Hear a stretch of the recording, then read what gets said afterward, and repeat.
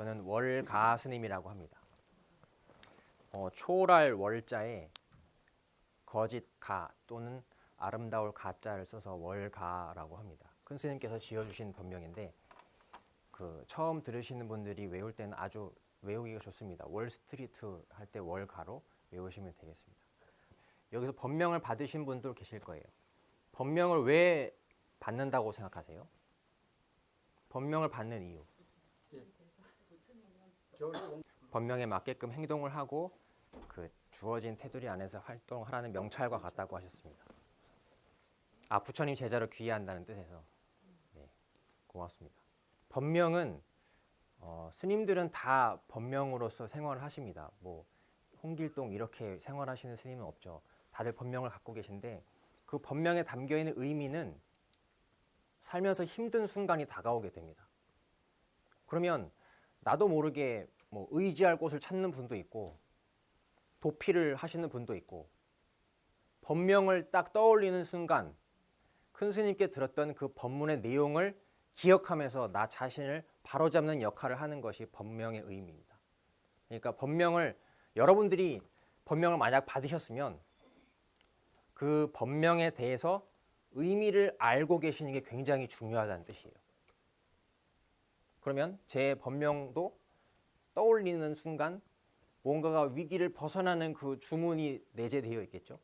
모든 스님들의 법명은 그래서 이렇게 자기 힘든 순간에 다잡을 수 있는 법문이 다 들어있습니다. 이게 지금 무슨 월자라고 했죠? 초월할 월자. 초월한다는 말 혹시 잘 안 쓰죠, 우리는. 어떨 때 초월한다는 말을 쓰죠, 우리가? 자기 한계를 벗어나서 뭘 할 때. 그럼 평소에 하던 것과는 뭔가 완전히 다른 거라는 뜻을 갖고 있습니다. 내가 만약에 할 수 없는 일을 했을 때는 초월한다고 표현할 수 있겠죠. 그럼 할 수 없는 일은 평소에 내가 생각하지 않았던 부분입니다. 하루 종일 24시간을 예로 들어볼 때 옛날에 노래 중에 의식주 송이라는 노래가 있었어요. 저는 그 노래가 뭔지를 몰랐는데 어떤 분이 의식주 송을 들려줬습니다. 가사의 내용이 바로 이 내용이었어요. 삶에 대한 진지한 통찰이 담겨있는 내용입니다. 가사가 먹고 자고 싸고 먹고 자고 싸고 이게 끝까지 반복되는 노래였어요. 멜로디는 아주 재미있고 유쾌한 노래였는데 그 얘기를 듣고 저희는 그분이 워낙 웃긴 분이셔가지고 의식주송을 자기가 개발했다는 거예요. 그래서 들려달라고 했더니 먹고 자고 싸고 먹고 자고 싸고 이거를 노래를 하시더라고요. 되게 그 당시에는 저희는 배꼽을 잡으면서 웃었는데 사실 우리가 이곳에서 인간 세계에서 살아간다라고 하는 것이 먹고 자고 싸고 먹고 자고 싸고 이것이 반복되는 것이 아니냐라고 제가 지금 여쭤보고 싶은 겁니다. 일을 아침에 나갈 때 밥을 안 먹고 일을 할 수 있는 사람은 없어요. 그러면 밥을 먹는 이유는 물론 일을 하기 위해서겠죠. 하지만 일을 함으로써 나는 무엇을 영위하기 위해서 일을 하냐면 나의 지금 당장 처해 있는 생계를 유지하기 위해서 일을 합니다. 그래서 살아있는 존재는 누구나 지금 내가 처해 있는 상황을 편안한 쪽으로 유지하고 싶어 해요. 내가 만약 인간으로서 살아가고 있는 존재다라고 한다면 이 사는 존재를, 이 삶을 쭉 계속 영위를 하고 싶은 거예요. 내가 해오던 대로 계속 하고 싶은 겁니다. 그래서 밥을 먹는 것은 의식주송에서도 알 수 있듯이 밥 먹는 것은 이게 공급이 안 되면 어떻게 돼요? 조금만 있으면 배고파져요. 더 극한 상황에 가게 되면 어떻게 되죠? 굶어 죽어요. 그거를 모르는 사람이 밥을 먹을까요? 다 알고 있어요. 굶어 죽는다는 사실을. 그러면 매일매일 일터에 나가고 지겨워 죽겠고 한순간도 보기 싫은 이 사람들을 만약에 그런 사람이 있다면 계속 매일 가서 만날 수밖에 없는 이건 엄청난 고통인데 이 고통을 감내하면서까지 매일매일 나갈 수밖에 없는 이유는 나의 삶을 유지하기 위해서 나간다는 거예요. 근데 삶을 유지하기 위한다는 것은 그 밑에 제가 뭐가 지금 깔려 있다고 말하는 거냐면 죽지 않기 위해서 직장 나가는 겁니다. 무슨 말인지 이해되시죠? 죽음을 피하기 위해서 하루하루 매일 나갈 수밖에 없는 거예요. 너무너무 나가기 싫은데도 억지로 발걸음을 뗄 수밖에 없는 이유는 죽지 않기 위해서 나가는 것입니다. 근데 죽음이라고 하는 것을 기쁘게 받아들이는 존재가 이 세상에 몇이나 돼요. 그러면 죽음은 싫어요. 나는 왠지 죽는 게 싫고 죽음이라는 거를 지켜봤는데 몇 명 죽는 걸 봤는데 너무너무 추하고 더럽고 사람들이 가까이 가지도 않습니다. 나는 저런 상황에 안 왔으면 좋겠어요. 그래서 이를 악물고 음식물을 넣고 의식주를 해결하기 위해서 매일매일 회사에 나가고 하는데 그 길의 끝에는 지금 무엇이 있냐고 제가 여쭤보는 겁니다. 단 한 사람이라도 이 생활을 몇십 년을 할 수는 있겠죠. 하면 영원히 이것이 지속될 수는 없습니다. 반드시 이 끝에는 뭐가 기다리고 있냐면 죽음이라고 하는 게 기다리고 있어요. 여기서 지금 내가 죽음이라고 하는 것을 앞에 예정되어 있다라고 믿지 않는 존재는 없을 겁니다. 그러면 반드시 죽음이라는 것은 약속이 되어 있다는 뜻이에요. 누구나 죽을 수 있다는 뜻입니다. 언제든지. 그런데도 나는 오늘 아침, 이번 달 그 먹을 것을 위해서 너무너무 일어나기 싫은데도 일어나서 나가야 되는 그 마음을 한번 여러분이 깊게 생각해 보지 않으신 분도 있겠지만 내가 지금 무엇을 위해서 이렇게 매일매일 일어나고 있는지 생각해 보시길 바랍니다. 가족을 위해서라고 말할 수도 있겠고 자식들이나 우리 가족을 편안하게 하기 위해서 일어나는 분도 있을 것이고 나 자신의 어떤 부지런함을 위해서 일어나는 분도 있을 거예요. 하지만 저는 더 냉정하게 그 끝을 말씀드리고 있는 것입니다. 이렇게 내가 열심히 하루하루 내가 하고 싶은 거 안 해가면서 사고 싶은 거 안 해가면서 처절하게 하루하루 산 끝에는 내가 무슨 일을 하고 무슨 업적을 이루어 놓았던 그것은 상관이 없다는 소리예요. 그 끝에는 무엇이 기다리고 있다고요? 죽음이라는 것이 기다리고 있습니다. 그럼 그 순간에 나한테 어떤 안 좋은 감정이 닥쳐오게 됩니다. 내가 지금 하고 있는 이 일이 난 지금 당장 내일 죽을지도 모르겠는데 만약 내일 갑자기 죽는다면 이 일들이 무슨 소용이 있겠는가라는 소리예요. 스님들이 절에서 공부하시는 내용이 바로 이 죽음에 대한 내용입니다. 스님들은 처음 공부를 시작할 때 죽음을 좋아하셨겠어요? 싫어하셨겠어요? 죽음 좋아하는 스님 한 명도 없습니다. 스님들의 스승님이신 부처님께서 죽음이라고 하는 거를 딱 처음 맞닥뜨리셨을 때 좋아하셨을까요? 싫어하셨을까요? 너무너무 싫어하셨어요. 내가 저렇게 추한 꼴이 된다니, 내가 저렇게 토악물을 내뿜으면서 바닥에 뒹구는 병자가 될 수 있다라는 사실을 아시고 사문유관상에서 보면 알 수 있듯이 그 하나하나 문을 나가면서 너무너무 싫은 마음이 들었습니다. 왜냐하면 내가 저렇게 된다는 사실을 알게 된 거예요. 내가 늙어간다는 사실을 알게 되었고 내가 병든다는 걸 알게 됐고 죽을 수 있다는 사실을 알게 된 겁니다. 부처님께서 그럼 그때 굉장히 높은 왕 자리에 계셨는데 거기를 왕궁을 뛰쳐나오게 된 계기가 이제 당연히 나오게 되는 거예요. 그 왕궁 안에서 아무도 이 죽음이라는 것에 대해서 해결을 해주는 대답을 하는 이가 없었어요. 아버님인 정반왕한테 물어봐도 정반왕은 걱정만 되는 거예요. 아들이 혹시나 자꾸 스님에 대한 얘기를 하니까 출가를 할까 봐 너는 그런데 신경 쓰지 말고 내가 미녀들이랑 다 꽂아줄 테니까 여기서 그냥 왕궁 일이만 열심히 해라. 계속 이렇게 회유를 하는 겁니다. 근데 부처님 그때 태자 머릿속에는 이미 생로병사라고 한 이 고통이 나에게 닥쳐온다는 거에 대해서 이걸 해결하지 않으면 한 발자국도 움직이기가 싫은 거예요. 그래서 해결할 곳을 찾다 보니까 왕궁에서는 해결할 방법이 없어서 자연스럽게 나가게 되는 것입니다. 여러분이 너무너무 간절하게 해결되기를 원하는 문제가 있는데 여러분이 몸담고 있는 그곳에서는 절대로 해결이 날 방법이 없어요. 티끌만한 희망도 없습니다. 그럼 여러분은 결국에는 그곳을 어떻게 하게 되겠어요? 나갈 수밖에 없는 거예요. 누구나 자기가 편한 곳으로 가게 돼 있는 것입니다. 그래서 부처님께서 성을 뛰어넘어서 출가를 하시게 된 것이 바로 그 내용이에요. 우리는 뭔가 부처님이 대단한 우리 인간들하고는 이렇게 초월되어 있는 뭔가 우리가 알 수 없는 대단한 것을 이루기 위해서 성을 나갔다고 생각하시면 그게 아니에요. 제가 의식주송 아까 먹고 자고 싸고 이게 바로 부처님이 성을 넘으시게 된 계기예요. 어떻게 나한테 병이 오지 않을 수가 있고 어떻게 나한테 늙음이 오지 않을 수가 있고 이거를 주름을 펴도 좀 있으면 어떻게 돼요? 다시 쪼그라들어요. 이게 몇 개월 오래 가지는 않잖아요. 그럼 다시 또 어떻게 해야 돼요? 또 펴야 돼요. 이 펴는 일을 전체 횟수로만 놓고 보면 되게 많이 펼 거예요. 근데 펼 당시에는 아무래도 기분이 좀 좋겠죠. 잠깐 펴지니까. 영원히 펴지지가 않아요. 억지로 늘린 거기 때문에 그래요. 이건 자연스럽게 모여서 만들어진 것이기 때문에 언젠가는 흩어지게 되어 있어요. 그거를 내가 인정하고 싶지 않기 때문에 자꾸 늘리는 거예요. 그러다가도 어느 수에는 내 평생 동안 직장에 몸을 담고 가족을 위해서 살고 내 자존심을 다 버려가면서 꾸겨가면서 살았는데 나한테 남는 게 병하고 늙음하고 죽음 말고는 기다리고 있는 게 없어요.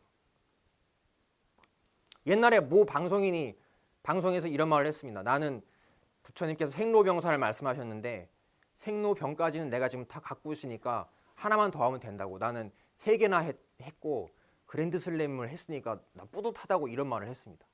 그게 자랑할 일이에요? 아니에요. 엄청나게 처절한 얘기예요. 그러면 누구나 이렇게 약속되어 있는 죽음이라는 거 앞에서 내가 만약 이 죽음을 해결하지 않고 다시 직장에 나가고 이 죽음을 해결하지 않고 사람들을 만나서 웃고 얘기하고 하는 그 시간이 얼마나 큰 가치가 있을까? 죽음이라는 일 앞에서 큰 가치가 있을까요? 없을까요? 제가 그 무슨 비관론자들의 모임 그런 거 있잖아요. 거기 나와서 무슨 홍보대사 하는 것 같기도 합니다. 지금 계속 안 좋은 쪽으로 얘기를 하고 있죠. 죽는다, 죽음은 두려운 것이다, 이거는 피해야 할 것이다 라고 얘기를 하고 있습니다. 저희의 스승님이신 부처님께서 처음 스님의 길을 걸으시게 된 계기는 이 싫어하는 마음으로 인해서 스님이 되게 되셨습니다. 무엇을 싫어하느냐? 늙음을 싫어하고 살아간다는 이 자체가 얼마나 고통스러운 거지. 이거를 고통을 벗어나고 싶고 병드는 거를 싫어하는 마음. 나는 저렇게 병이 들기 싫다. 그 싫어하는 마음. 죽기 싫다. 이 싫어하는 마음에서 공부를 시작하시게 된 계기예요. 이걸 염리심이라고 하는데 싫어해서 떠나고 싶은 마음을 염리심이라고 합니다. 여러분이 만약에 이 세상에 대해서 이곳은 겉은 웃고 있지만 속에서는 수없이 하루에도 몇 번씩 칼로 찌르고 죽이고 하는 곳이에요. 이곳이 싫어지는 마음이 드시게 된다면 그때 비로소 정말로 떠나고 싶은 마음이 든다면 아, 이제는 공부할 준비가 되었다라고 말씀을 드리는 것입니다. 그래서 이 불도 공부는 이렇게 싫어하는 마음을 가지지 않은 사람들이 할 수 있을까요? 없을까요? 절대로 할 수 없어요. 그래서 청소년들은, 아이들은 불도를 닦을 수 없다라고 하셨습니다. 왜 그러냐? 걔네는 뭐가 없어요? 고통이 없어요. 걱정할 게 없어요. 그래서 부처님께서는 천상이라고 육도 윤회 6가지 세계가 있는데 천상이라는 세계가 있는데 그 세계가 우리가 죽어서 뭐 천상에 떨어지고 죽어서 지옥에 떨어지고 이렇게 이해를 하고 있습니다. 절대로 그렇지 않아요. 천상은 바로 이곳에 존재하고 있습니다. 우리 가까이에 천상을 보고 있는 존재들이 있어요. 누구예요? 어린애들. 걔네는 천상이라고 부처님께서 말씀하셨습니다. 왜냐? 고통이 단 한순간도 없는 곳을 극락이라고 합니다. 천상이라고 합니다. 아이들에게는 고통이 없어요. 아이들에게 가족을 먹여 살려야겠다는 마음이 있겠어요? 아니면 직장에 나가기 싫다는 마음이 있겠어요? 조금 있으면 나에게 병이 찾아오고 쭈글쭈글해서 막 토하고 뒹굴고 이 가족들하고 헤어지게 되는 죽음을 맞이하게 된다는 그런 걱정이 있겠어요? 아무것도 없어요, 애들한테는. 그래서 아이들은 천상이다라고 부처님께서 말씀하셨습니다. 그래서 아이들은 이런 법문을 해도 이해할 수 있다 없다? 절대로 이해할 수 없다. 그래서 아이들은 도를 닦을 수 없다라고 합니다. 제가 이 법명 설명하다가 삼천포로 갔는데 이 초월할 월자에 이 거짓가, 아름다울 가자라고 합니다.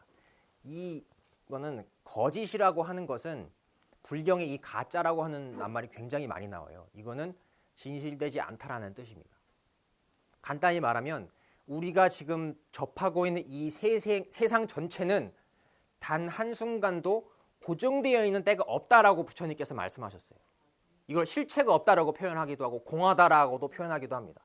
내가 아무리 진심으로 화를 내고 짜증이 나가지고 확 화를 냈더라도 그 순간 그 내 느낌이 시간을 따라서 순식간에 사라져버리고 난 또 다른 기분으로 그 사람을 바라보는 거예요. 그럼 내가 그 화냈던 그 순간은 사실은 지나가서 없어져 버린 겁니다. 어디에도 세상 어디에도 자취가 남지 않아요. 그래서 가짜라고 합니다.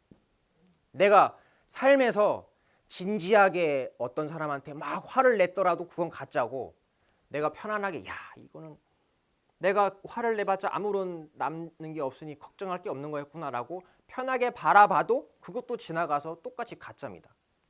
모든 것은, 삶이라고 하는 것은 멈춰있는 시간이 없어서 가짜이고, 그 순간 내 삶을 영위하는 그 삶이라는 순간을 잡을 수가 없습니다. 잡을 수가 없어서 가짜예요.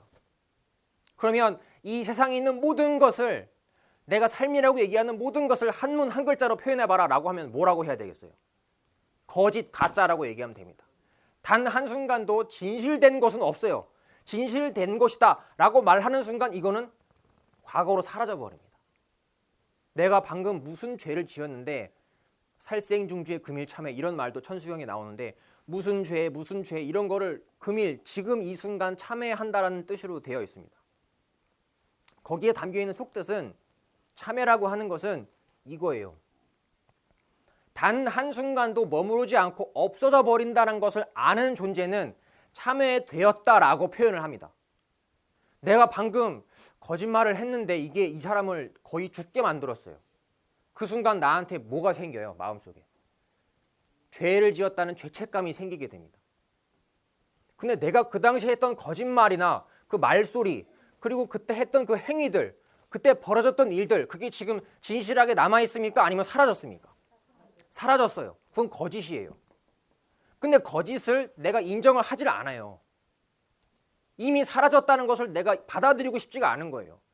저 깊은 곳에서는 아무리 그 순간의 일을 꺼내서 보여주려고 해도 그 당시에 그 슬펐던 일들, 그 당시에 그 진지했던 과거들을 꺼내서 보여주고 싶지만 이미 없어져 버린 일이기 때문에 보여줄 수가 없다는 걸 누구나 알고 있어요. 근데 내 고집 때문에, 내가 그동안 그 주장해왔던 고집 때문에 그걸 인정하고 싶지 않은 거예요. 이미 사라져서 죄라고 말할 만한 것은 어디에도 없다라는 것을 내가 받아들이고 싶지 않은 거예요. 그럼 받아들이고 싶지 않을 때는 나한테 죄가 있게 됩니다. 그럴 때에는 참회할 만한 죄도 생기게 돼요. 근데 살생중죄 금일참회, 거기에 담겨있는 뜻은 뭔가 하면, 내가 뭔가를 죽였다라고 하는 그 죄는, 죽였다라고 하는 그 생각이 시간 따라서 어떻게 된다고요? 변화해서 사라져버리는 거예요. 없어져 버려요. 그러면 이 순간에 진짜로 남아있는, 가짜가 아니고 진짜 남아있는 죽는다라고 하는 의미는 존재할 수가 없다라는 거예요. 그걸 아는 존재만이 참회가 되었다라고 표현하고, 만약에 이미 있지도 않은 일인데도 이거 내가 방금 한 마리를 밟아 죽였는데 어떡하지? 이거 죽여가지고 나의 전생업부터 시작해서 엄청난 죄가 추가될 텐데 이거를 내가 또 어떻게 과보를 갚지라고 하는 나만의 생각으로 죄가 막 생겨나게 됩니다. 이거는 오직 어디에서 기인한 거냐면, 내가 이미 모든 인생이라고 하는 것은 가짜이고 다 사라져버려서 아무것도 남지 않기 때문에 죄라는 것도 있을 수가 없다라는 거를 내가 인정 안 하는 순간에 죄가 시작되는 거예요. 그래서 금방 여기서 알 수 있는 것은, 죄라고 하는 것은 뭔가 고해 성사를 한다든지 내가 막 말을 털어놓는다고 해서 그게 사라지는 게 아니에요. 내 가슴 깊은 곳에서 믿음이 있어야 됩니다. 내가 죄라고 생각했던 이 모든 일들은 어디에도 남아있지 않다라는 부처님 말씀을 반드시 믿으셔야 돼요. 이거는 가짜입니다. 왜냐하면 내가 죄라고 얘기했던 것들은 전부 다 과거예요. 지나가 버린 일들을 가지고 난 죄라고 하고 있던 거예요. 지금 실제로 딱 정지해서 남아있는 일이 아닙니다. 나는 그럼 실제로 있는 일을 가지고 죄라고 얘기했는지, 있지도 않은 일을 가지고 죄라고 얘기했는지 곰곰이 생각을 해보시길 바랍니다. 뭐 가지고 내가 죄라고 얘기하는 거예요? 있지도 않은 일을 가지고 난 죄라고 얘기하는 거예요. 그래서 있지도 않은 걸 가지고 죄라고 하는 것을 무명이라고 합니다. 제대로 어리석은 눈으로 바라보는 거예요. 그것은 현명한 사람은 이렇게 바라보는 거예요. 아무것도 단 한순간도 남아있지가 않다. 내가 죄책감을 짓고 죄를 지었다라고 생각하는 그 순간이 찰나도 견디지 못하고 사라져서 없어져 버리는 것을 아는 사람은, 가짜라는 것을 아는 사람은 죄라고 하는 그 이상하게 꿀렁꿀렁한 그 기분이 존재할 틈이 있을까요? 없을까요? 없어요. 아주 간단한 계산법이에요. 이거는 여러분에게 그래서 죄라고 하는 게 달려있던 거예요. 이곳에는 인간 세계에 있는 사법부라고 해서 법칙도 있고 잘못하면은 감방에 가기도 하고 하는 그 법칙은 있지만 중요한 것은 나의 가슴 속에 그 죄라고 하는 게 어떤 깊이로 다가오게 됐느냐, 그게 제일 중요한 거예요. 다른 사람이 전부 잘못했다라고 하고 너는 죽일 놈이다라고 하는데 여러분 가슴 속에 만약에 이거는 가짜다. 내가 스님한테 얘기를 들었는데 이 세상에 어떤 것도 단 한순간도 머물러 있는 것은 없다라고 배웠기 때문에 내가 이거를 진지하게 죄를 지었다라고 말할 만한 것도 따로 없는 것이다. 이렇게 여러분이 말씀을 할 수 있는 마음 자세가 된다면 여러분에게 죄는 존재하지가 않습니다. 그래서 죄는 이 세상 바깥에 죄 지을 일이 있고 죄를 사할 일이 있고 이런 것이 존재하던 게 아니라는 뜻입니다. 죄는 오직 여러분 마음속에만 있는 거예요. 그럼 여러분 마음속에 죄를 지었다라고 하는 그 죄책감이 아예 존재할 수가 없다면, 존재하지 않는다면 이 세상의 온 우주에 죄는 있겠어요, 없겠어요? 죄는 없는 거예요. 이게 그렇다면 이 이야기를 듣지 않고 3000배를 해서 내가 지은 이 큰 죄를 사할 수 있다라고 말씀하시는 분이 있다면 저를 3000번 하는 동안 이게 단 한순간도 남김없이 사라졌다는 생각을 할 수 있을까요, 없을까요? 못해요. 다리 아파가지고 이거 아픈 거 생각하기도 바쁜데 한 500배쯤 지나면 이제 바지가 젖어오죠. 그러면 이제 조금씩 끼기 시작해요. 야, 이거를 저를 멈출 수는 없고 이 끼는 걸 어떻게 해결하지? 이 생각부터 든다니까요. 이게 이미 사라져서 없는 거라는 생각을 3000배 하는 동안에 할 수가 없어요. 그러면 3000배 끝나고 나서 그 사람 마음속에 죄라고 하는 게 깨끗하게 정리가 됐겠습니까? 안 됐겠습니까? 될 수가 없어요. 그럼 절로서 죄를 씻는다는 말이 안 된다는 소리예요. 육신으로 하는 게 아닙니다. 이것은 부처님께서 오직 정신세계라고 표현하셨어요.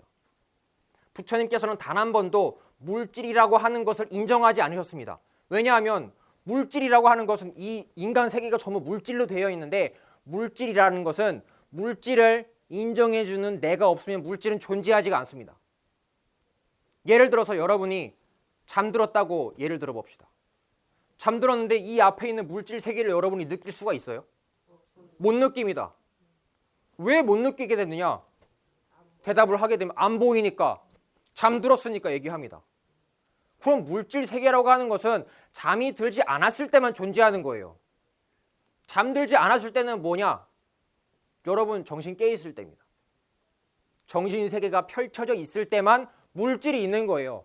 그렇다면 물질이라고 하는 것이 이 세계 전체라고 하는 것이 여러분하고 따로 존재하는 거겠어요? 아니면 여러분이 정신 세계를 펼칠 때 그때만 존재하는 거겠어요? 정신 세계를 펼칠 때만 물질 세계가 존재하는 거예요. 그렇게 된다면 물질계라고 하는 것은, 내가 물질이라고 얘기하던 것은 나의 정신 세계 안에만 들어있다는 뜻입니다. 그래서 부처님께서 오직 정신 세계라고 하신 거예요. 여러분이 이 바깥에 나가서 느끼지 못하는 것은 없습니다. 보는 거를 보고 들리는 거를 듣고 감각기관이 들어오는 모든 것을 느껴요. 그것은 여러분이 정신세계를 펼치고 있기 때문에 느낄 수 있는 거예요. 그럼 내가 여지껏 얘기하던 세상은 넓고 할 일은 많고 가볼 때는 많고 해외여행 가보지도 못했는데 그거 언제 다 가보지? 라고 하는 그 수많은 번뇌들, 그것들이 사실은 보이지도 않는 여러분의 정신세계로 펼치는 일을 벗어날 수가 없어요. 그래서 제일 중요한 것은 이 월가, 거짓되어 있는 것을 초월해 있는 거예요. 이건 무슨 뜻인가 하면 이 세상의 모든 것은 단 한순간도 머무름이 없어서 거짓이라고 한다면 나는 그 이 물질을 거짓이라고 예를 들어 봅시다. 물질 세계를 느끼는 놈이 나예요? 아니면 물질 세계가 나예요? 느끼는 놈이 나죠. 그럼 나는 최소한 물질 세계는 아니라는 얘기예요. 그거를 쳐다보고 있으니까. 이 세상은 피눈물이 나는 세상이 됐든 아름다운 세상이 됐든 짜증나고 지지고 볶는 세상이 앞에 펼쳐지든 이 세상은 물질 세계입니다. 이 앞에 펼쳐져 있는 거예요. 하지만 나는 항상 그거를 쳐다보고 있는 존재입니다. 그거를 월가라고 합니다. 나는 언제나 몇 걸음 뒤에서 쳐다보고 있어요. 이 세상을 느끼고 있습니다. 제가 방금 물질계가 나냐 아니면 물질계를 느끼는 놈이 나냐라고 여쭤봤는데 물질계를 느끼는 여러분이 바로 여러분 자신입니다. 물질 세계는 보이나요? 안 보이나요?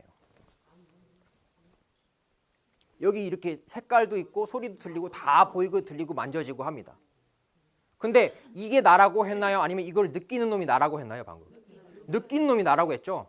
느끼는 놈은 지금 무슨 색깔이죠?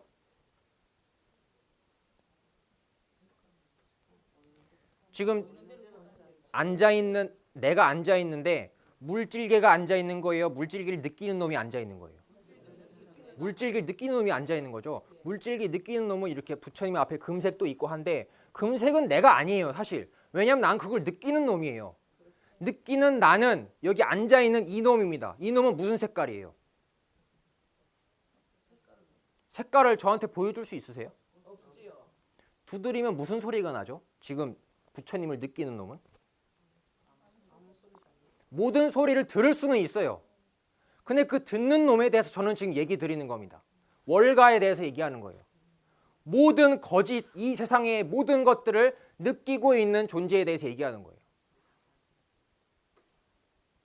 전부 다 가짜라고 바라보는 그 놈은 무슨 색깔인지 얘기할 수가 없어요. 그래서 보이지 않는다고 얘기하는 거예요. 그러면 나는 여지껏 이렇게 만져지고 고기로 되어 있는 이 육신이라고 하는 게 삶을 산다라고 생각했었는데 방금 얘기한 걸로 다시 계산을 해보면 나는 여기 앉아있는 놈인데 보이지 않는 놈이 앉아있다라고 했습니다. 이 육신이 나예요? 육신을 느끼는 놈이 나예요? 육신 느끼는 놈이 나예요. 그럼 육신 느끼는 놈은 육신처럼 보이고 만져지는 거겠어요? 보이거나 만져지지 않는 거겠어요? 만져지지 않는 게 나예요. 만져지는 거는 내가 느끼는 물질계입니다. 대상이에요. 이거는. 이게 나라고 생각했었는데 내가 그거를 육신이라고 하는 걸 내가 또 느끼고 있다는 소리예요. 그 나는 보이지가 않고 두드려도 소리가 나지를 않고 냄새도 나지를 않아요. 근데 걔가 하는 일이 뭔가 하면 월가를 하는 거예요. 이 세상 모든 것들을 느끼고 죄가 있다라고 생각도 하고 어디를 보고 관심을 두기도 하고 소리를 듣기도 하고 별별 짓을 다 합니다. 마음이 못하는 일은 없어요. 하지만 그 마음 자체는 보이는 것이 아니고 들리는 것이 아니라는 얘기입니다. 지금 여러분 스스로에 대한 말씀을 제가 드리고 있는 거예요. 오늘 처음에 제가 비관론자에 대한 얘기로 시작했죠. 하루하루 직장에 나가는 이것이 무슨 소용이 있겠냐고. 죽음을 피하기 위해서 누구나 하루하루 벌고 먹고 사는데 죽음이라는 그 큰 고통 앞에서 이게 무슨 소용이 있냐고 했습니다. 하지만 저는 지금 다시 여러분에게 되묻고 있는 거예요. 여러분이 정말로 죽는 존재인지 죽지 않는 존재인지 그거를 오늘 꼭 말씀드리고 싶었습니다. 보이지 않는 것이 죽을 수가 있어요? 없어요? 보이지 않는 거는 출생연원일도 말할 수 없습니다. 이렇게 보이는 육신은 출생연원일을 말할 수 있어요. 언제 태어났다라는 말도 붙일 수 있고 돌아가신 날에 언제 죽었다라고 표현할 수도 있습니다. 하지만 보이지 않는 것은 생겨난 때나 죽는 때를 따로 말할 수가 없어요. 그거를 반야심경에서 뭐라고 하냐면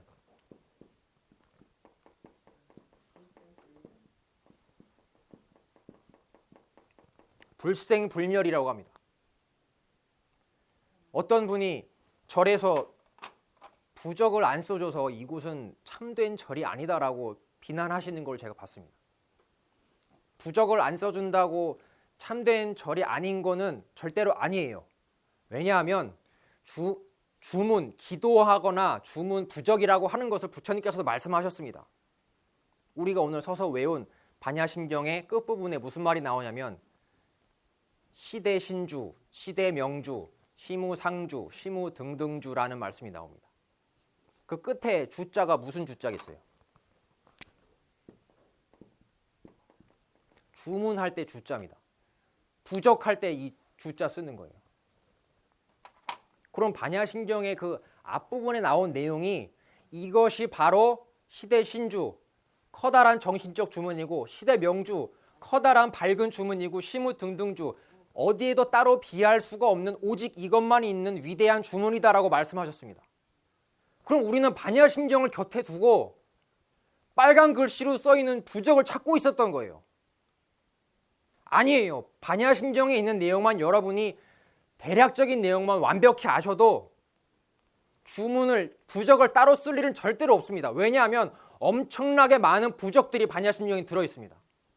한 글자만 알아도, 한 글자만 내 가슴속에 품고 다녀도, 따로 꺼내서 보지 않아도 나의 법명처럼 언제든지 액난에서 벗어나게 해주는 주문들이 무수하게 많이 들어있습니다. 그럼 다른 절에 가서 이제부터 부적 써달라고 하실 거예요? 반야신경 공부하실 거예요?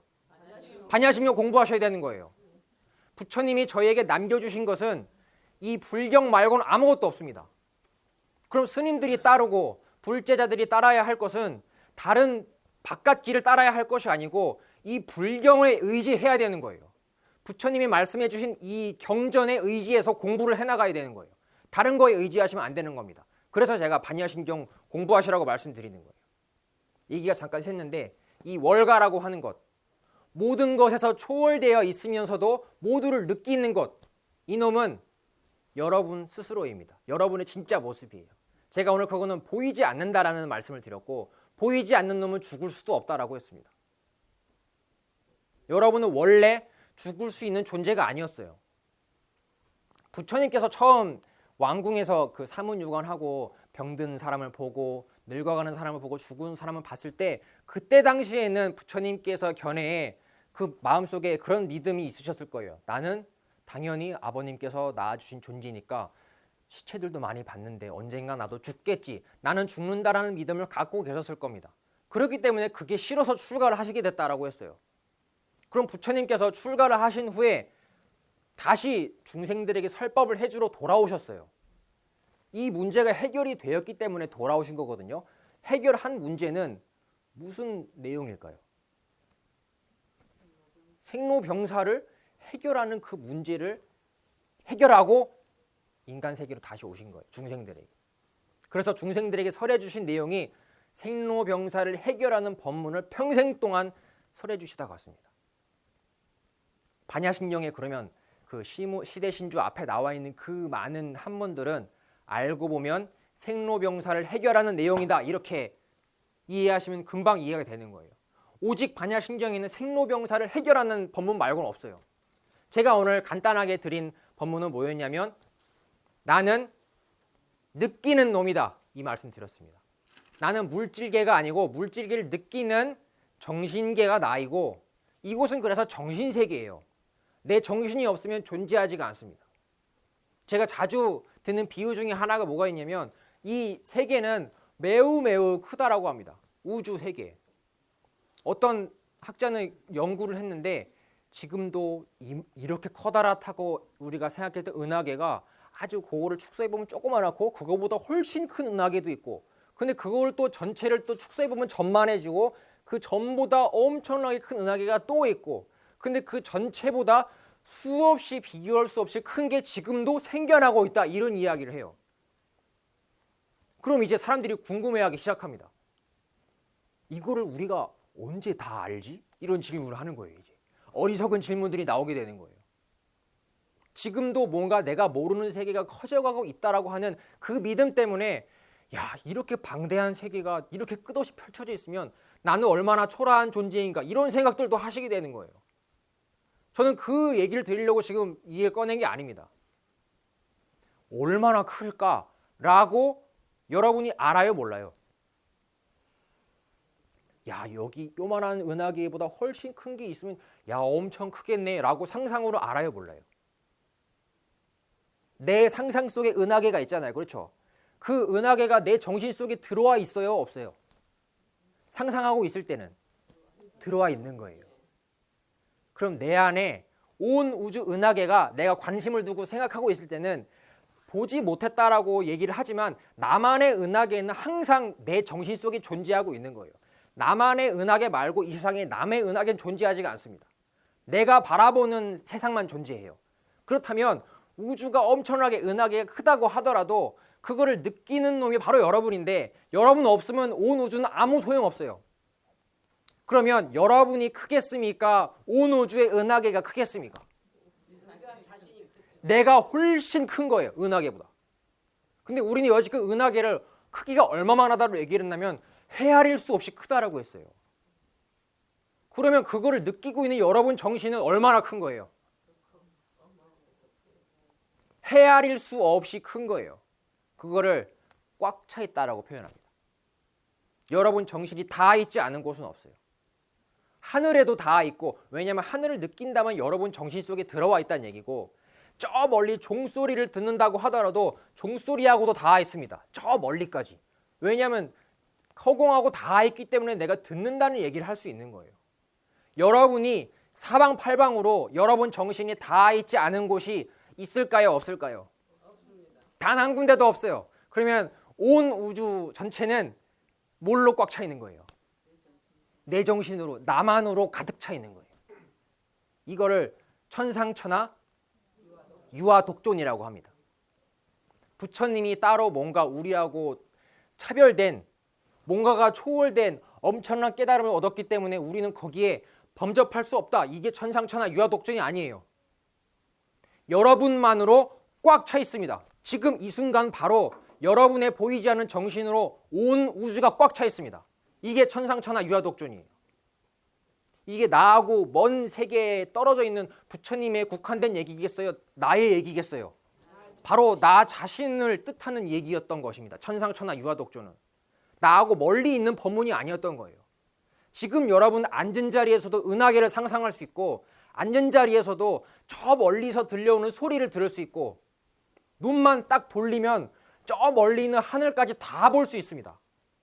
그러면 여러분의 신경으로 닿아 있지 않은 곳은 없는 거예요. 여러분 정신세계가 닿아 있지 않은 곳은 없기 때문에 오직 나만이 존재한다. 이 말이 맞아요, 틀려요? 맞아요. 오직 나만이 존재해요. 그러면 온 우주에 왕을 투표를 하기로 했습니다. 누가 제일 위대한 놈인가? 투표 결과는 항상 누가 왕이겠어요? 내가 왕이에요.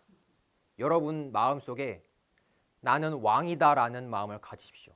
이게 교만하다거나 아니면 누가 보면 쟤는 뭐 별로 잘난 것도 없는데 맨날 왕이래라고 하는 그런 걱정이 지금 순간 드셨어요? 안 드셨어요? 드셨죠? 그런 걱정 안 하셔도 됩니다. 이런 이야기를 하건 안 하건, 지금까지 내가 이 얘기를 들었건 듣지 않건 한 번도 이것은 변하지 않은 사실이에요. 내가 보이지 않는 존재라는 것은 변하지 않는 사실이고, 보이지 않는 놈이 온 우주를 가득 채우고 있었다는 것도 변하지 않는 사실입니다. 그래서 부처님께서 마왕 파순이 부처님에게 와서 물었습니다. 당신 법에 대해서 의심이 들지 않느냐라고 물어보니까, 내가 설한, 열애가 설한 이 법은 열애가 이 세계에 오기 전에도 있었고 온 후에도 있을 것이며 항상 존재했던 법이다라는 말씀을 하셨습니다. 나라고 하는 게 보이지 않는 존재라는 것을, 애초에 죽을 수 없는 존재라는 이 사실은 여러분이 이거를 몰랐을 때에도 똑같이 그 법칙은 유지되고 있었어요. 내가 몰랐을 뿐이에요. 나 혼자 죽는다라고 믿었을 뿐입니다. 근데 비로소 부처님 말씀을 통해서 내가 보이지 않는 존재라는 것을 어렴풋이나마 알게 되고, 내가 죽지 않는 존재라는 것을 알게 되고, 내가 온 천지에 꽉 차 있다는 이 너무나도 아름답고 위대한 사실을 조금씩 감동하게 된다면, 여러분은 이제 여러분 고향으로 점점점 돌아가시게 되는 거예요. 여러분 고향이 어디였냐면 바로 허공입니다. 이 지구 땅덩어리는 쪼개고 하면은 점점점 조그마한 부스러기가 될 거예요. 그 부스러기도 계속 쪼개면은 나중에는 어떻게 되겠어요? 계속 쪼개는 일은 과학자들이 되게 많이 해놨습니다. 전자라는 이름도 붙였고, 원자라는 이름, 분자라는 이름, 쿼크라는 이름, 나중에 빛으로 화해서 사라진다는 연구 결과까지 나왔어요. 그러면 지구라는 땅덩어리를 계속 부수게 되면은 나중에는 남아있다는 얘기예요? 없어진다는 얘기예요? 없어져 버린다는 얘기예요. 그러면 거꾸로 그럼 지구 땅덩어리는 어디서 나왔냐라고 물어본다면 뭐라고 대답하면 되겠어요? 지구를 부수면 어디로 간다고요? 허공으로 돌아간다고요. 그러면 지구는 어디에서 만들어진 거예요? 허공에서 만들어진 거예요. 나는 지금 어디에 서 있죠? 그거는 이제 중급반이고, 우리는 지금 지구에 서 있어요. 그죠? 땅덩어리 지구에 서 있잖아요. 그러면 우리는 땅덩어리에 서 있다라고 생각하는데, 사실은 어디 서 있는 거예요? 나는 허공에 서 있는 거예요. 내 몸이 인연이 다해서 죽으면 부패하고 이제 점점 뼈랑 그 딱딱한 것들은 흙으로 돌아가고 이런 과정을 거치게 되면 이것도 없어지겠죠. 그러면 나중엔 허공으로 돌아가게 될 거예요. 그럼 내 몸이라고 하는 것은, 육신이라고 하는 것은 어디서 만들어졌느냐라고 묻는다면 이제 자신 있게 뭐라고 대답하면 되는 거예요?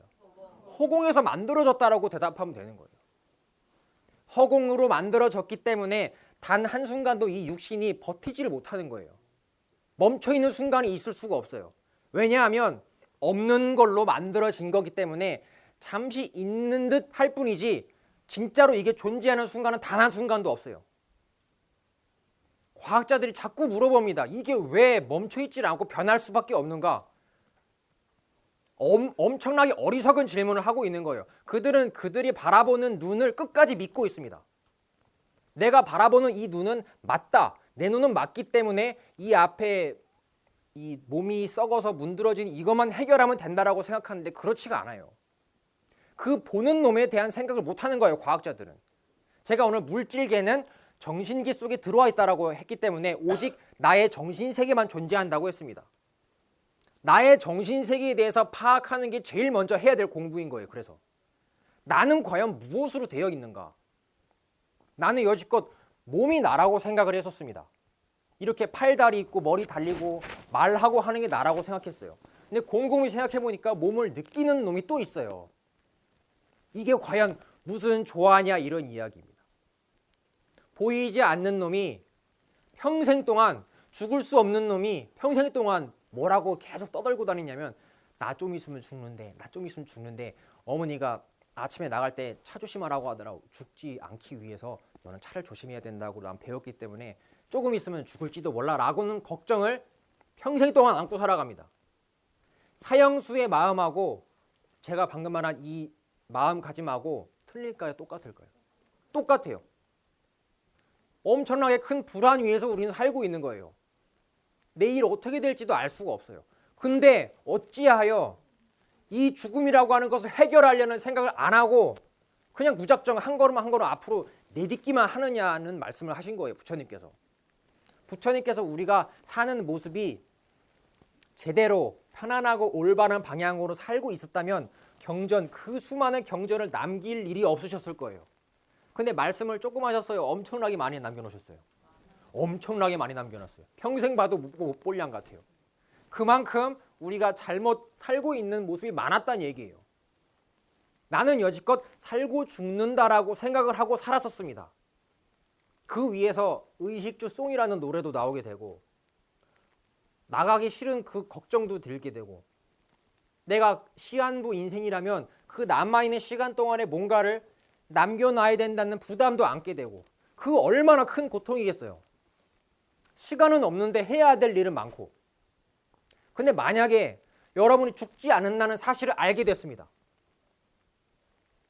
나는 보이지 않는 존재이기 때문에 이 몸이 나중에 흩어지게 되면 다시 인연 따라서 49일이 지나게 되면 새 몸을 받게 됩니다.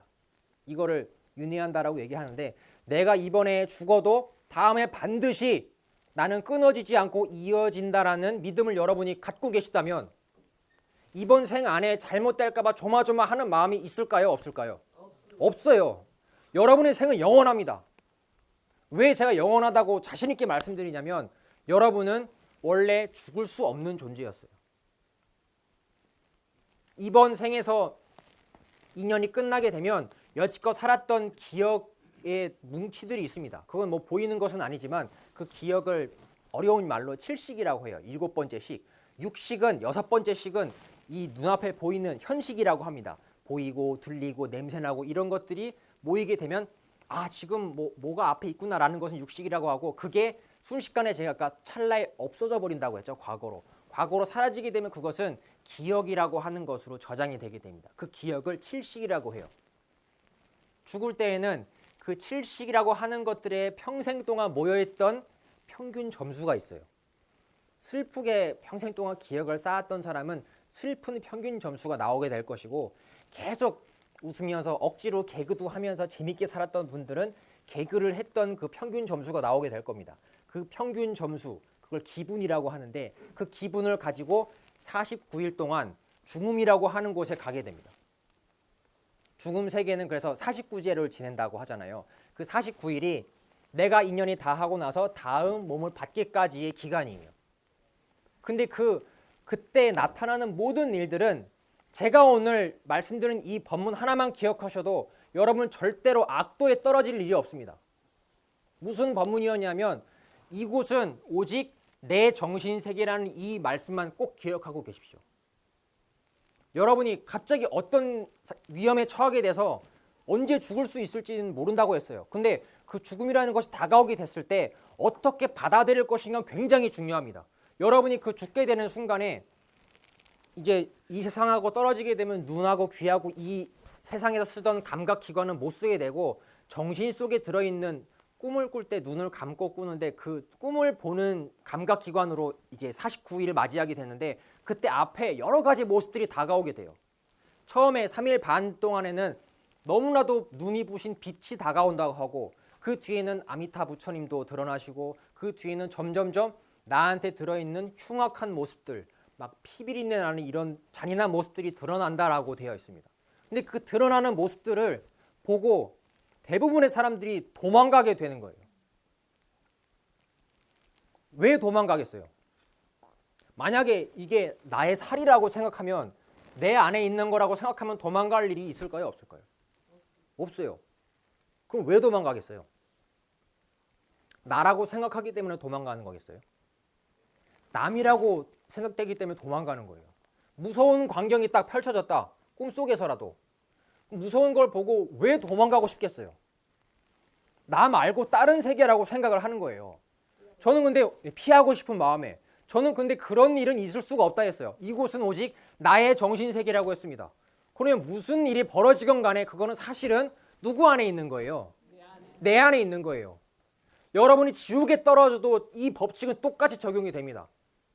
우리는 뭐 지옥에 뭐 심판하는 사람이 있고 곡괭이를 찌르고 막 피나고 이런다고 그냥 듣고 알고 있어요. 얼마나 무서울까? 뭐가 무서워요? 그 앞에 드러나는 것들은 누구 정신 속에 드러나는 거예요? 내 정신에만 있는 거예요. 평소에 천상천하 유아독존이라는 법문을 여러분이 수지 독송하고 계신다면 이곳은 나로 꽉 차 있다라고 한다면 앞에 무엇이 나타나던 무서워할 일이 없습니다. 왜냐하면 이곳은 나이기 때문이에요. 나의 일부분이기 때문에 무서워할 이유가 없는 거예요. 근데 평생 동안 살다가 그 평균 점수를 낼 때 이런 생각을, 이런 법문을 한 번도 안 들어본 분들은 자기 앞에 드러나는 것들을 내 일부분이라고 믿겠어요? 남이라고 믿겠어요? 남이라고 믿기 때문에 도망가게 되는 거예요. 그래서 자꾸 도망치는 기억을 또 쌓게 되고 또 도망치게 되고 아미타 부처님 이것은 나의 원래 본래 빛의 모습이었는데 나의 본래의 모습을 보고도 이게 나의 일부분이라는 생각을 나라는 생각을 못하는 거예요. 그렇기 때문에 부처님을 보고도 도망가게 됩니다. 그러면 계속 도망가다가 도망가는 나의 수준에 걸맞는 자궁으로 들어가게 돼요. 그게 태에 듣는 모습입니다. 이건 큰 스님께서 해주신 법문인데 49일 동안에 일어나는 일들이 그 티벳 사자에서라는 것에 굉장히 자세하게 나와 있습니다. 근데 그때 벌어지는 일들을 제일 중요한 건 이거예요. 이것은 오직 내 안에서 벌어지는 일이다. 이 법문을 들은 존재와 듣지 못한 존재는 엄청난 차이가 있다는 것입니다. 이걸 알고 있는 존재는 지옥의 광경이 펼쳐지건 천상의 광경이 펼쳐지건 아수라의 세계가 펼쳐지건 이것이 내 안에 있는 것이다라는 이해를 하고 있기 때문에 여기에 대해서 두려워할 일이 없어요. 그렇다면 절대로 쥐의 자궁에 갈 일이 없습니다. 도망치게 되는 기억 때문에 쥐의 자궁으로 가게 되는 거예요. 왜 도망갔겠어요? 평생 동안 이것이 나다라는 이야기를 들어본 적이 없는 거예요. 사실은 이것이 전부 다 나인데도 이곳은 오직 나 말고는 존재하지가 않는데 나 말고 남이 있다라고 믿었던 그 평생 동안의 칠식 때문에 49제의 그 다음 생을 선택하는 너무나도 고귀한 시간을 망쳐버리게 되는 거예요. 그러면 여러분이 지금 이 인간의 몸을 받았을 때 이 순간은 굉장히 중요한 순간이라고 부처님께서 말씀하시거든요. 망망대해에서 거북이가 막 눈먼 거북이가 헤엄을 치다가 머리를 뿅 내밀었는데 그 먼 바다에 나무 판자떼기에 구멍이 뚫려 있었던 거예요. 근데 그 어떻게 됐겠어요? 거북이 목이. 그렇죠. 꼈겠죠. 거북이 목이 그 구멍으로 쏙 나오는 것보다 더 힘들다라고 하셨습니다. 인간의 몸을 받기는. 그럼 여러분이 지금 인간의 몸을 받아서 이곳에서 삶을 영위하고 있다는 것은 거의 기적에 가까운 거예요. 근데 나는 그 생각을 별로 안 해보죠. 그리고 내가 지금 하루하루 쌓아가고 있는 기억이 얼마나 소중하게 다음 자궁을 결정할 때 이게 큰 평균 점수에 반영이 되는지 생각을 못 해보고 삽니다. 이곳은 다음 생을 아름답게 만들기 위해서 여러분이 반드시 준비를 하셔야 되는 곳이에요. 그래서 제가 오늘 준비할 수 있는 과정으로 말씀드린 것이 이곳에서 내가 무엇인지를 알고 내가 무엇인지를 알아야 어디로 가는지도 알 수 있을 거고 나의 가는 길의 끝에는 뭐가 있는지도 그거는 최소한 알고 죽을 때 죽더라도 그거는 알고 가야 되지 않겠냐라는 말씀을 드리는 거예요. 내가 뭔지는 최소한 이것만이라도 알고 가야 되잖아요. 이거를 모르고 가족을 위해서 평생 동안 살았다고 한다면 좋은 가장이 될 수는 있겠지만 그에게 닥쳐오는 죽음의 고통을 누가 해결해 줄 거냐는 얘기예요. 아무도 해결해 줄 수가 없습니다. 이곳은 나만의 세계이기 때문에 옆 사람도 내 고통을 대신해 줄 수가 없고 내가 느끼는 그 심정은 오직 나만이 느끼는 거예요. 그렇다면 결국 결과적으로 달려있는 것은 내가 나에게만 다가오는 이 고통들을 어떻게 바라볼 것이냐, 이 죽음이라는 고통을 내가 어떻게 해결할 것이냐, 이게 제일 중요한 거예요. 그게 바로 부처님께서 남겨놓으신 불경에 들어있는 내용이고 여기에는 다른 잡다한 내용이 전혀 들어있지 않고 오직 이 생로병사를 해결하는 내용만 들어있다는 말씀을 제가 오늘 드렸습니다. 불교에 나와 있는 불경 내용들은 따로따로 구분하는 것이 아니에요. 오직 지금 나의 상황을 설명해 주는 것이고 대변해 주는 것이고 나의 위대함을 설명해 주는 것이 불경에 나온 내용이기 때문에 이거를 어느 대학교 가서 따로 어느 학교 가서 들어야 되는 내용이에요? 꼭 거기에 가야지만 들을 수 있는 내용이에요? 아니에요. 전 세계 모든 존재가 이거부터 먼저 배워야 되는 것입니다. 왜냐하면 누구나 지금 이 보이지 않는 정신으로서 삶을 1초 1초 살고 있고 보이지 않는 정신으로 나는 죽는다 얘기도 하고 있고 보이지 않는 정신으로 어느 순간 나 죽게 됐네. 앞으로 어떻게 될지도 잘 모르겠는데 이거 어떡하지라고 말도 안 되는 그 납생을 망치는 걱정도 보이지 않는 놈이 하게 되는데 그 보이지 않는 놈에 대해서 우리가 생각을 잘 못 해본 거예요. 여기에 대해서 공부하는 것이 바로 스님들이 공부하는 내용을 배우는 것입니다. 그래서 스님들은 어떻게 보면 여러분들이 여지껏 뵀던 스님들은 이런 내용들을 공부하신다고 느껴지지 않으셨을 수 있어요. 하지만 진정으로 부처님 법을 받들고 불자들에게 전해주는 스님이라면 반드시 생사 없음을 이야기해 주어야 그 스님이 해줄 수 있는 본분을 다하는 것이고 불자분들이 공양을 올리신다고 하잖아요. 음식을 대접해드리면 그에 대한 보답으로 스님들께서는 법문을 해주셨습니다. 옛날 인도 사회에서도 그랬어요. 법문을 왜 해주시겠어요? 그분들이 살고 죽는다라는 오해를 아직 벗어나지 못했기 때문에 당신은 원래 죽지 않는 존재입니다. 다음 생도 이어지고 다음 생도 이어지고 영원한 삶이 이어질 것입니다. 이러한 법문을 스님들이 반드시 해주셨던 거예요. 요새는 이런 법문을 해주시는 스님을 찾아보기가 힘듭니다. 왜냐하면 냉정하게 말하자면 스님들 스스로가 이 생사에 대해서 깊은 고민이 없기 때문에 그런 거예요. 저는 그분들에게 진지하게 한번 묻고 싶습니다. 얼마나 이렇게 머리를 깎고 가사를 수하고 내가 평생을 여기다가 걸었는데 여기에 대해서 얼마나 간절하게 이거를 한 글자 한 글자 해석해서 전해주려는 노력을 지금 하고 있는지 나 자신은 얼마나 부처님이 그렇게 왕궁의 자리를 다 버려가면서 보장되어 있는 왕이라는 직위를 버려가면서 누가 그걸 버릴 수가 있겠어요? 여러분한테 만약에 왕이라는 직위가 주어졌다면 그에 따르는 수많은 부가적인 이익이 있을 것인데 그거를 생각하는데 어떻게 왕궁을 뛰어넘을 생각을 할 수 있겠어요? 근데 부처님은 한 번도 주저하지 않고 바로 나가셨습니다. 왕궁을.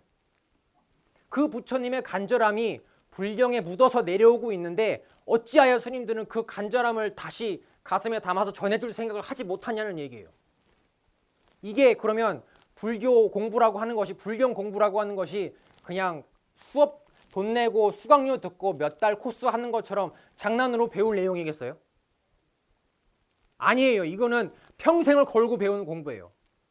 그래서 어떻게 본다면 스님들께서 절에서 이렇게 생사를 뛰어넘는 법문을 설해 주시는 것은 여기에 법회를 들으러 오신 분들은 아주 고맙고 소중한 시간으로 생각을 하셔야 됩니다.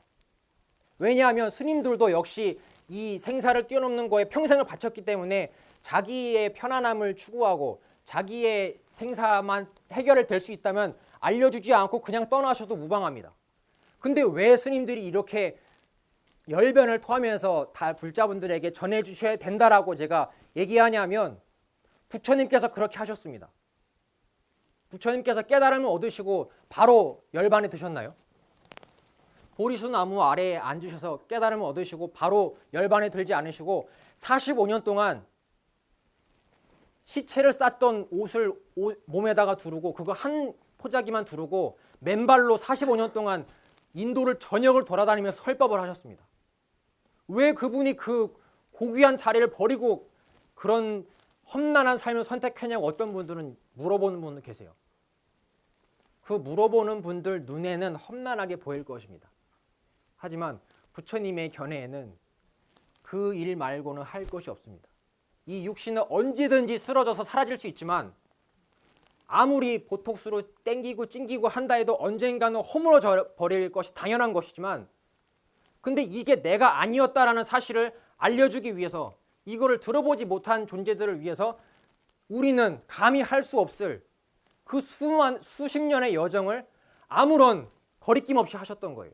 그래서 스님들도 그것을 본받아서 내가 배운 내용을 내가 생사해탈한 내용을 반드시 불자분들에게 전해주셔야 되고 그렇다면 이제 여러분들이 해야 될 일이 내가 무슨 절에 와서 무슨 일을 해야 되는가가 답이 나오게 됩니다.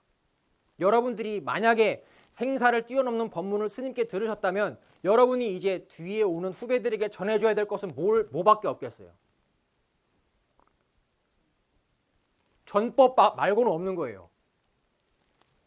뒤에 오시는 분들에게 여러분이 하실 일은 이렇게 아름다운 곳이 이곳이고 죽지 않는 존재가 나이고 온 세상은 내 정신으로 꽉 차 있다라는 이러한 법문들을 여러분이 전해주는 일이 바로 여러분이 불자가 하실 일입니다. 어떤 곳에 가보면 하루 종일 음식 준비만 하다가 밥 끝나고 나서 막 커피 먹는 둥 마는 둥 하고 집으로 가시는 불자분들도 있어요. 그런 환경이 그렇게 돼서 그렇겠지만 저희는 되게 안타깝습니다. 절에 와서 제일 중요하게 여겨야 될 것은 법문을 듣는 일이에요. 무슨 말인지 아시겠어요? 법문을 듣는 일보다 중요한 일은 없습니다. 왜냐하면 법문을 듣는 일은 내가 수천 수억만 것 동안 이어오던 두려움이라는 것을 해결해 줄 수 있는 유일한 방법이 오직 법문이기 때문이에요. 법문에는 생사를 뛰어넘는 말씀이 들어있습니다. 제가 자신 있게 말씀드릴 수 있어요. 이것은. 다만 우리가 간절하게 알려고 하지 않아서 아직 눈치를 못 챘을 뿐입니다. 불경에는 이미 다 펼쳐져 있습니다. 왜 내가 죽을 수 없는 존재이고 왜 내가 피고름 나는 곳에 올 수밖에 없는 존재였고 내가 다음 생에 내가 갈 곳을 선택할 수 있다라고도 말씀하셨습니다. 우리는 그런 얘기들은 막 콧방귀 뀌는 거예요. 어떻게 내가 다음 태어날 걸 내가 결정해. 그거는 그 사람의 수준에서만 얘기할 수 있는 얘기예요. 여러분이 나중에 공부를 하시다 보면 이거는 내가 당연히 다음 생을 고를 수밖에 없구나라는 확신이 드시게 될 겁니다. 그런 확신을 부처님께서 저희 스님들에게 주셨고 스님들은 그 확신을 여러분에게 주셔야 되는 것이 저는 의무라고 생각하는 스님입니다. 앞으로 여기 도각사에 10분이 넘는 스님이 계신데 단 한 분의 스님도 빠짐없이 제가 말씀드린 이 얘기를 가슴속에 안고 평생을 불도를 닦으신 분들이 전부 20년이 넘으신 스님들이십니다. 근데도 이렇게 밖으로 뭐 내가 무슨 스님이다, 나는 어디를 나오고 어디를 나왔다라는 그런 자랑 한 번 없이 묵묵히 아직도 공부를 계속하고 계신 분들입니다. 저희는 어른 스님들 앞에만 서면 당연히 고개가 숙여지게 되고 배울 만한 점밖에 없어요. 저희가 이렇게 얘기하는 거 훨씬 이상으로 어른 스님들이 도가 높으신 스님들이 여기에 많이 계십니다.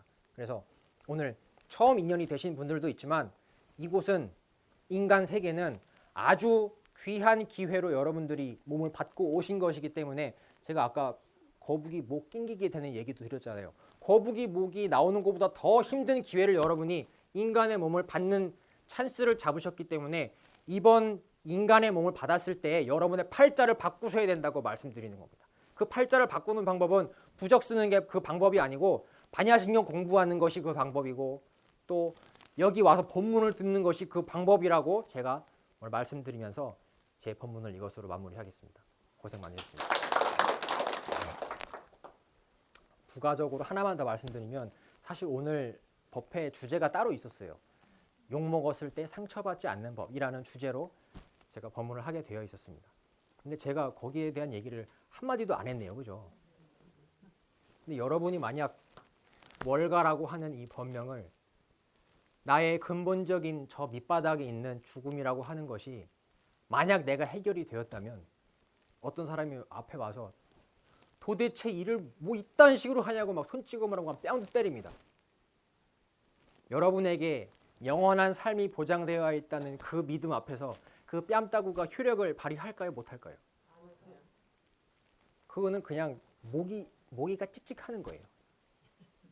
내일 죽을지도 모른다는 그 불안감 위에서는 톡 건드려도 진절이 날 정도로 고통스럽기도 합니다. 나의 마음가짐, 나의 마인드가 얼마나 중요한지, 그래서 불령에서는 나의 마인드 말고는 아무것도 없다라고 말씀하십니다. 내가 어떻게 바라보느냐, 이곳에 인간 세계에 재앙이 끊일 날이 없다면 그 재앙을 피하려고 하는 건 정말 어리석은 짓이에요. 재앙은 계속 다가오게 되겠습니다. 그럼 결론 나와 있는 거예요. 이 계속 다가올 수밖에 없는 것을 내가 어떻게 바라보느냐가 제일 중요한 거예요. 다들 죽는다라고 얘기를 하는데 그럼 나도 죽는다는 얘기인데, 그렇다면 내가 그 죽음이라는 것을 어떻게 볼 것이냐, 이거에 대해서 공부를 하셔야 된다는 얘기입니다. 그게 팔자를 바꾸는 길이고 49제에서 여러분이 천상에 날 수 있는 유일한 방법입니다. 이것으로 다시 한번 법회를 마치겠습니다. 수고하셨습니다.